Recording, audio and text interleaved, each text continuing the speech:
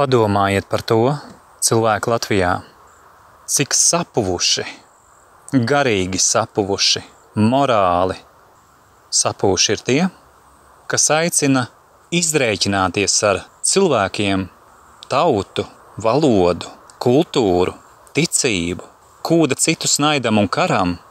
Cik sapuvuši ir tie, kas aicina izrēķināties ar kaimiņu tautu, lai kura tā būtu, vai jebkuru cilvēku, lai kurš tas būtu. Tikai tāpēc, ka šobrīd politika ir pret viņiem noskaņota, veidota, propagandēta, uzspiesta. Cik tie ir cilvēki pazuduši, kas neredz sevi no malas, ka viņi ir pazaudējuši gan savu cilvēku cieņu, gan cieņu arī to acīs, kurus viņi pazemo. Izturoties šādi. Padomājiet paši par to morāli, kuri vienā brīdī dzied Dievs ļoti mīlē it visus ļaudis, bet nākamā brīdī skaļi bļauj nāvi okupantiem, nāvi krieviem. Bet taču jebkuru var apsaukāt par okupantu, pat arī to cilvēku, kurš aizstāvās. Tā kā, piemēram, zinu to no savas pieredzes. Man situācijā, kurā es uzdevu jautājumu, kur ir mani bērni pēc tam, kad tie tika nolaupīti, tika piedāvēta apsūdzība, ka esmu varmāka. Tad sanāk, jebkuru cilvēku, kurš aizstāvās, var nosaukt par varmāku, selektīvi, interpretējot darbības. Un tagad padomājiet, vai tie, kas bļauj no vienas puses slāva Ukraiņa, no otras puses nāvi krieviem, vai viņi ir cilvēku cienīgi, vai viņi ciena sevi, citus, ja viņi neciena šo pašsaprotamo attieksmi, ka visi cilvēki šai pasaulē ir līdztiesīgi un ka ne pret vienu nedrīkst izturēties cietsirdīgi, kā to paredz arī ANO cilvēktiesību deklarācija un daudzas entās konvencijas. Kas ar viņiem noticis? Ka viņus ir tik viegli kūdīt un noskaņot, kā tādus sūkļus piesūcināt ar jebko, un tad, lai viņi smird vai izplūst savā tajā smirdējumā vai vēmekļos, kā vien vajag tiem, kas viņus piesūcina. Kas ar viņiem noticis, ka viņi šo visu uzņem un atgaudo? Un ja viņiem teiks, es pat neminējuši vēl citas drausmīgas frāzes, tās nesaukšu vārdā, taču ir skaidrs, ka viņi tās darīs. Vai viņi ir cilvēki? Bet tā tas notiek. Mēs redzam šādas darbības. Tad padomāsim par to, kas notiek ar šo cilvēku būtību, ar viņu sirdsapziņu. Kā tad ir ar to no manas puses, arī citos vēstījumos daudzkārt pieminēto svešu bērnu nav? Vai arī šoreiz pieminēto Dievs mīlēt visus ļaudis? Laikam viņi gribēja šajās dziesmu grāmatās, savās baznīcas dziesmu grāmatās ieviest korekcijas. Tas neatiecās uz krieviem. Vai šie debiloīdi arī šo gribētu attīstīt? Vai viņi gribētu tā kā pārākā rase pēdiņās? Šie morālie kropļi, kuri jau daudzus citus gadsimtus ir centušies varmācīgi apkarot tautas, izmantodami pat krūstu un ko tik vēl ne, visādas bļembas, un melodami, ka viņi to dara labākas cilvēces vārdā, glābdami cilvēkus, tos slepkavojot, tā kā afēras laikā, arī pēc tam mūsdienās. Jautājums. Jūs tiešām neredzat, ka mēs kā sabiedrība kopumā ne ar ko neatšķiramies no šiem arī viduslaiku un tumšo laiku perioda necilvēkiem? Jo jūs, kas gaudojat slavu Ukraiņa un vēlat nāvi, jebkurai no tautām, kur jums to pavēlēs jūsu valdība, jūs taču parādat, ka jūs esat tieši tādi paši, krustneši, varmākas, slepkavas un ticīgie idiotismam, ka jūs darat labu ar to. Garā nabagie. Un ne tie garā nabagie, par kuriem Jēzus būtu teicis un sacīja, ka tie mantos debesu valstīm, bet tādi garā nabagie jūs esat, kas vienkārši nespējat atkopties no propagandas, kā teicu, kā tādi sūkļi, kurus piepilda ar kaut kādu smirdīgu zarazu, un jūs smirdat un atgaudojat to, ko jūs programmē jūsu valdība.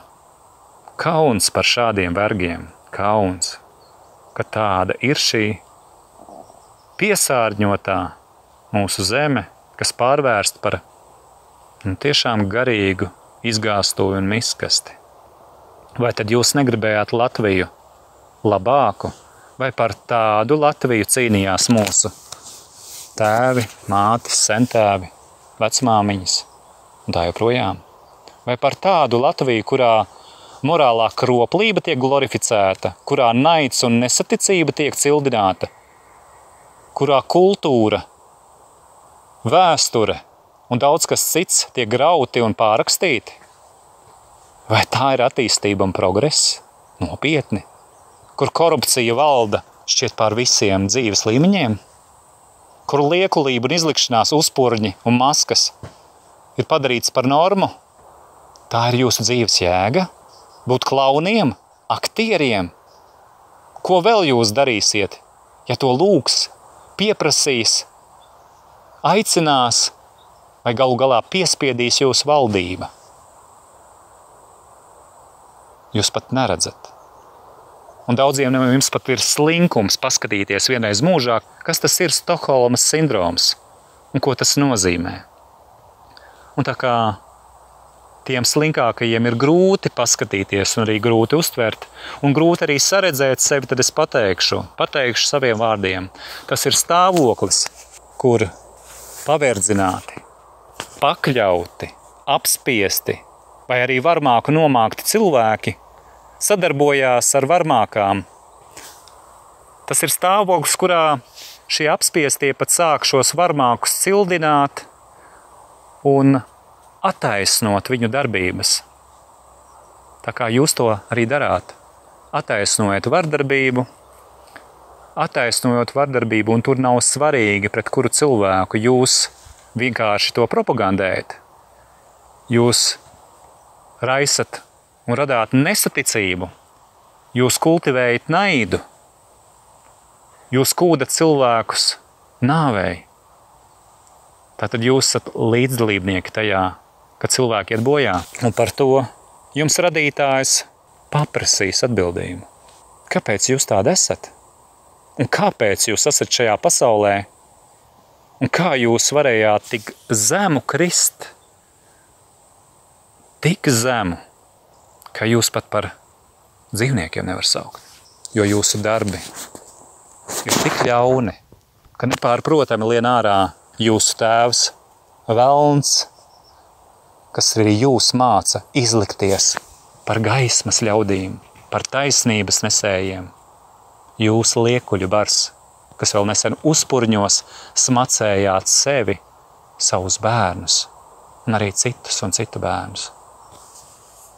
Jūs liekuļu bars esat tie velni, kuri ļauj šajā pasaulē realizēt sātanam viņa varu. Jūs, gļēvuļu varzas, jūs, kas gribējāt tikai labu, taču paši zināt, ka melojat sev un citiem. Jo dzīvojat tā, it kā Dieva nekad nebūtu bijis un nebūs šajā pasaulē. Taču tas, ka jūs kam neticat, ko nezināt, nenozīmē, ka nav. Un tas, ka jūs esat daudz, vai arī daudz esat tie melotāji, nenozīmē, ka tas, ko mainīs patiesības ziņā, nē. Patiesību nemainīs meļu un apmelotāju daudzums.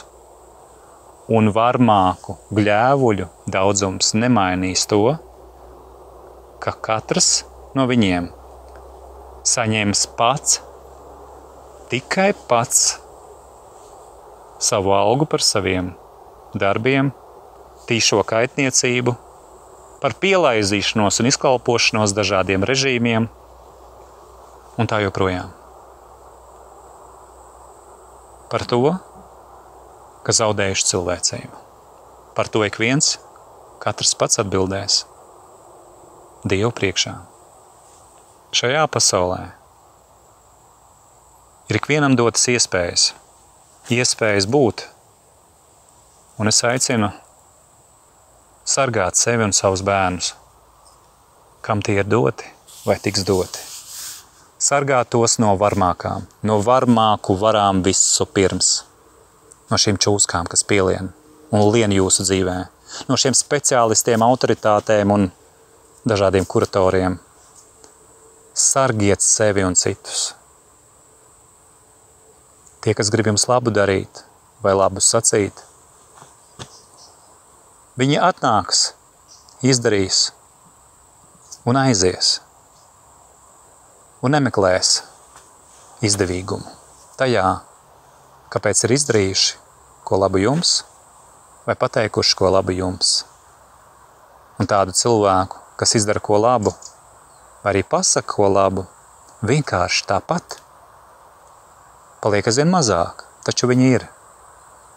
Un Dievs parūpēsies par to, ka šādi cilvēki, pat nemeklējot nekādu atzinību tā saucamajā sabiedrībā, viņi izgaismosies. Ne tāpēc, ka viņi meklētu cilvēku uzmanību vai kā. Vienkārši šī pasaule paliek tik tumša, tik ļoti sabojāta, tik ļoti kaitīga viens otram, ka nav cita iespēja kā elpot, kā vien runājot par to, kas notiek. Runājot, neklusējot, tas visu pirms. Sargiet sevi un savus bērnus.